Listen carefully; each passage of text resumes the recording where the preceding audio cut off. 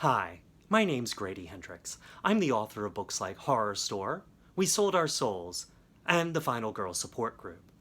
I'm here today to talk to you about my newest book, coming out on January 17th, 2023, How to Sell a Haunted House. It's about two estranged adult siblings who, after the tragic death of their parents, must reunite and clean out their childhood home and put it on the market. Said childhood home is, of course, haunted, which you can kind of tell from the title. This is the last book I'm writing set in my hometown of Charleston, South Carolina, or, as anyone from Charleston would say, actually set in the nearby suburb of Mount Pleasant. I didn't set out to write a trilogy set in the neighborhood I grew up in, but it kind of just happened. My best friend's exorcism is set there in 1988 and talks about high school friendships.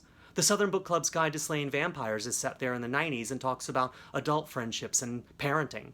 Now, How to Sell a Haunted House is set there in the modern day, and it deals with moving on and leaving your hometown.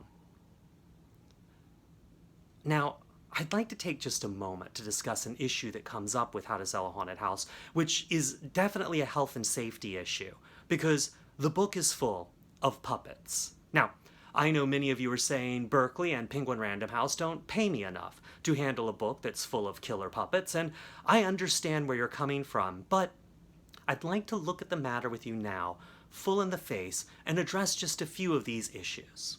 First, this is a puppet. Note its beady eyes, its wide, gaping, shark-like mouth, its almost maniacal determination to annihilate all animate life.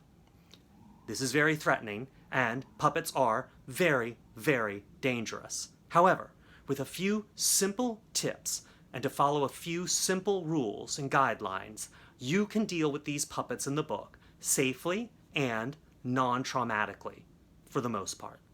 Rule number 1. Never let a puppet smell your fear.